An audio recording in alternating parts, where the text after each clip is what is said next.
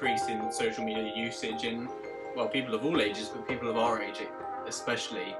Yeah. It's kind of like when we weren't in the pandemic, it's sort of like social media was looked down upon quite a lot as a thing that divided us because we would spend so much time on it without talking to each other.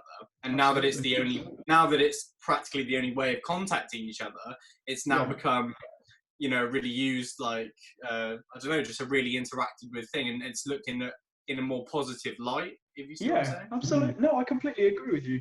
I mean, it's both a blessing and a curse in a sense.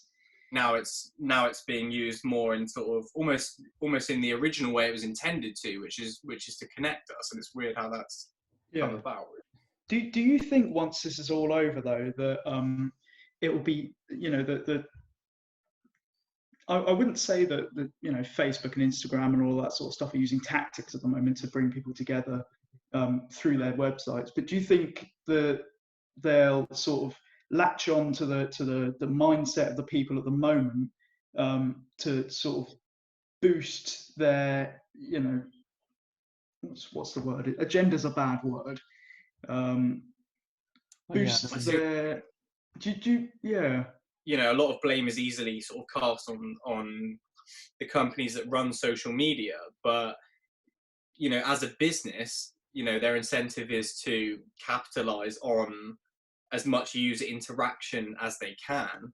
And in a time like this, you know, is it their moral responsibility to offer and provide connection between all of us when we can't really get it? And you know, should that be looked down on as such a bad thing if they're not sort of I guess they are profiting off it at all times, but at the same time they're providing a sort of, you know, actually quite a valuable service in these times, when as before it was sort of seen as a not a necessity, almost like a you could live, we'd all be better off without it. But when we're actually forced into isolation, it sort of seems like it's actually bettering us for once.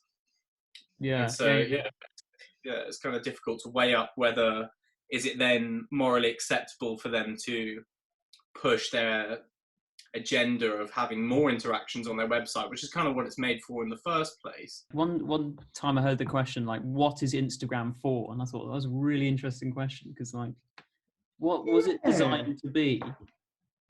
If you took away the likes of it, what do you have? Would it still be the same? Yeah, exactly. What when you strip away the most basic idea of the business, which is, you know, vanity likes, and exactly what is it? It's just a showroom for people's egos, isn't it? I think what's really important is to break down and understand what your personal connection is to a website like that. How do you interact with it? And, you know, is that better or worse than someone who interacts with it in a different way? Because, you know, for example, I have like a design page that for me is just a platform for my artistic expression. So I use it in the sense that, you know, I make a design and then I want to share that as a neat collation of my work. And in that sense, you know, I don't really care about the likes or anything on that. For me, it's a personal sort of backlog of work that I've done that people can visit. And for me, it worked great because it, like, I mean, it had a good amount of reach on it. It reached like a couple thousand of people. I brought new people into my page.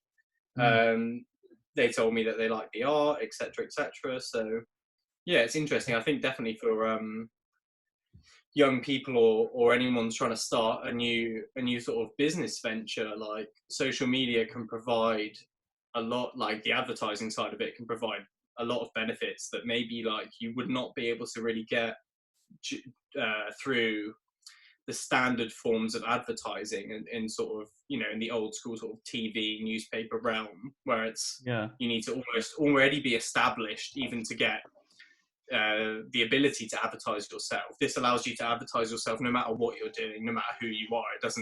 It doesn't sort of judge you based on your previous following or notoriety. It will promote your content no matter who you are.